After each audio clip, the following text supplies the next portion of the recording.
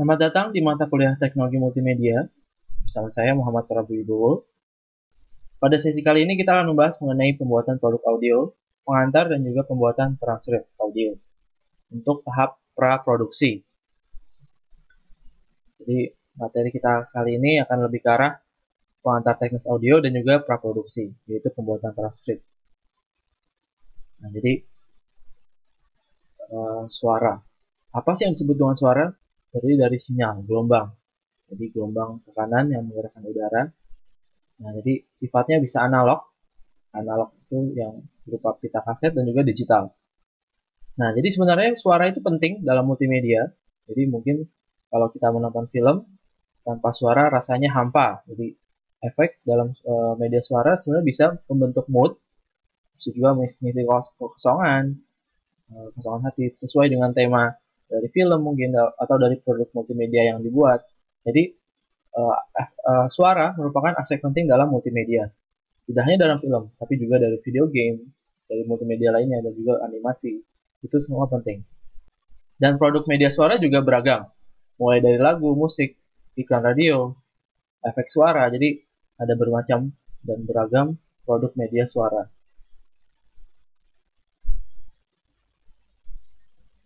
Untuk aplikasi pembuatan produk audio sebenarnya ada banyak. Jadi ada yang sifatnya proprietary atau yang berbayar atau butuh lisensi, yaitu Adobe Audition untuk mixing. Lalu ada Fruity Loop. Fruity Loop itu untuk pembuatan pola, pattern, atau musik maker juga. Lalu yang free open source itu ada Audacity ini untuk mixing. Nanti kita praktek Adobe Audition dan juga Audacity di pertemuan selanjutnya. Nah, dalam audio juga ada layer. Jadi dalam audio juga terdapat layer. Misalkan kalau dalam master lagu biasanya ada tiap-tiap track. Jadi biasanya nama layer ini disebut juga track. Misalkan dalam master lagu biasanya ada track bassnya satu layer, ada track gitarnya satu layer, track vokalnya satu layer, track drumnya satu layer. Nah, itu jadi ketika di mix, dicampur, itu menjadi satu satuan produk akhir audio. Jadi dalam audio juga dikenal istilah layer. Tapi urutan layer tadi ketika kita belajar mengenai desain grafis, urutan layer dia mempengaruhi hasil akhir.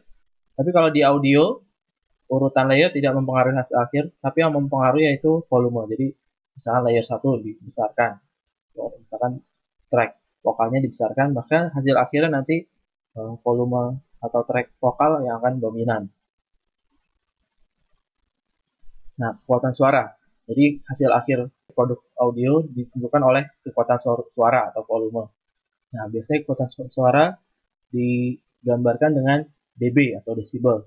Jadi tiap volume itu ada kekuatannya. Jadi misalkan bisikan seseorang ukurannya 30 dB, kalau orang teriak ukurannya 90 dB. Jadi ada ukuran desibel kekuatan suara. Lalu juga channelnya ada macam-macam. Kalau audio 2.0 biasanya hanya dua balance left dan right.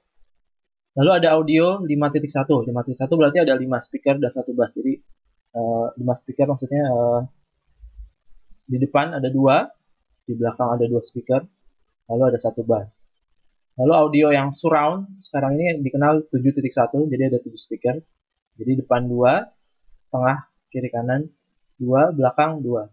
Jadi 1 bass. Nah, jadi itu nanti menghasilkan suara lebih surround. Jadi misalnya kalau kita nonton bioskop, dari kiri kedengaran dari kiri, dari kanan kedengaran dari kanan. Nah, jenis suara juga ada treble. Ada treble itu yang jenis suara tinggi, bass suara rendah, dan bisa diatur kekuatan jenis suaranya dengan equalizer. Jadi bisa diatur dengan equalizer. Jadi kalau media suara biasa kalau yang berbentuk analog, mungkin kita masih pernah menggunakan kaset. Jadi kaset itu sebenarnya media suara analog. Jadi dia pita magnetik. Jadi sebenarnya dia gelombang magnetik. Nah, sedangkan kalau yang berbentuk digital biasanya dibutuhkan codec format untuk memutar format tertentu. Jadi ada proses compression dan decompression, ada encoding dan decoding. Lalu ada yang sifatnya lossless seperti WAV atau FLAC, ada yang bentuknya MP3, WMA, OGG. Nah, dari analog ke digital sebenarnya bisa dilakukan proses konversi. Nah, jadi bisa menggunakan contohnya seperti kabel aux, jadi tinggal dicolokkan ke audio in dan audio out di playernya sambil diputar, nanti sambil direkam. Sedangkan yang bentuk dari digital ke digital bisa ada format aplikasi untuk format converter. Jadi misalkan kalau ingin diubah dari MP3 ke WAV, itu bisa dilakukan dengan aplikasi format converter. Lalu juga ini contoh aplikasi untuk format converter, misalkan kayak aplikasi Sillysoft. Ada Audacity juga nanti bisa digunakan untuk convert ke format tertentu. Nah, suara digital sebenarnya terdiri dari suara sampel. Jadi disimpan dalam bentuk bits dalam 0 dan 1. Jadi terdapat sample rate. Jadi biasanya dalam kilohertz. Jadi bisa menentukan kualitas suara. Biasanya kalau yang standar 44,1 kilohertz. Lalu sampel size-nya juga ada macam-macam. Biasanya ada 8 bits, ada 16 bits. Nah, itu menentukan kualitas suara. Lalu bitrate. Nah, bitrate juga biasanya menentukan kualitas dan ukuran suara digital. Biasanya berbanding lurus, jadi semakin tinggi bitrate juga semakin bagus kualitas dan juga semakin besar ukuran file suara digital. Nah, jadi sebenarnya kita bisa eksperimen. Jadi eksperimen misalkan dengan format MP3, format 64 kilobit per second dengan sample rate-nya misalkan kayak 22 kHz atau 96 dengan 44 kHz itu terlihat perbedaan suara kualitasnya. Jadi sebenarnya kalau untuk menentukan kualitas suara digital kita bisa bereksperimen dengan aplikasi format converter dengan mengatur settingan pada sample size, sample rate, dan bitrate. Nah, kita sekarang ke tahap pembuatan produksi konten audio. Namun sebelum kita ke tahap produksi, alangkah baiknya kita memperhatikan tahap perencanaan, yaitu tahap praproduksi, yaitu kalau untuk pembuatan konten atau produk audio, kita bisa membuat yang namanya transkrip. Jadi kita bisa membuat transkrip. Jadi persiapan untuk membuat transkrip sebenarnya kita bisa mempersiapkan misalkan kayak batas waktu atau konten audio kita ingin berapa lama.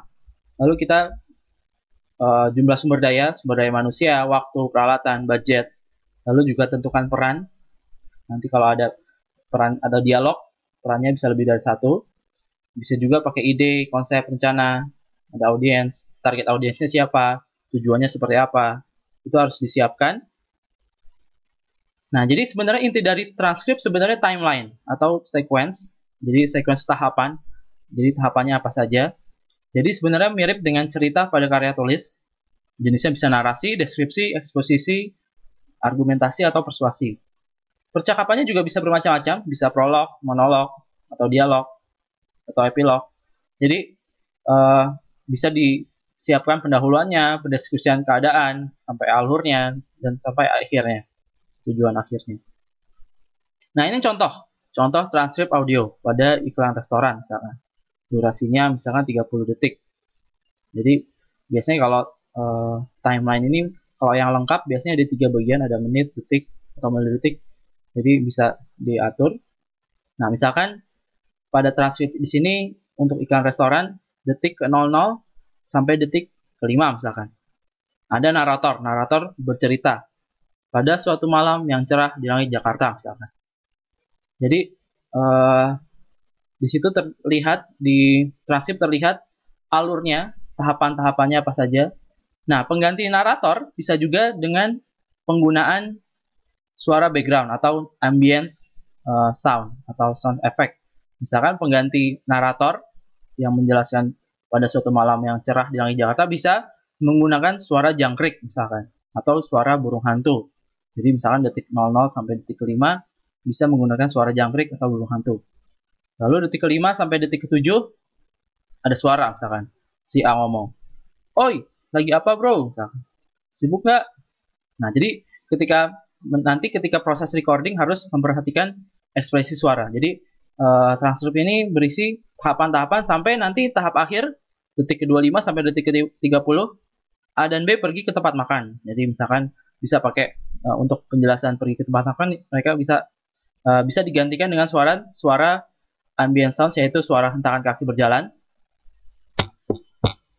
Lalu bisa membuka suara pintu mobil dan suara gas mobil. Jadi untuk menjelaskan deskripsi kegiatan atau keadaan yang terjadi. Nah, jadi untuk pembuatan transkrip di sini bisa juga menggunakan prinsip ATM, amati tiru modifikasi. Jadi bisa coba dengarkan beberapa situs stasiun radio, misalkan kayak seperti iklan, program acara, lalu buat transkrip yang terinspirasi dari program tersebut. Jadi bisa juga streaming, contohnya misalkan ini. Jadi di sini ada iklan Kidzania Indonesia 2015, di mana pemenangnya nanti punya kesempatan untuk mendapatkan grand prize trip ke England, ke Inggris Sobat Gen. Pendaftaran dibuka dari tanggal 19 Oktober sampai dengan 20. Nah, itu contoh yang pertama. Jadi dari situ kita bisa dapat inspirasi untuk menciptakan suatu program audio, misalkan kayak di iklan radio. Nah, ini juga contoh kedua. Ini tentang jingle.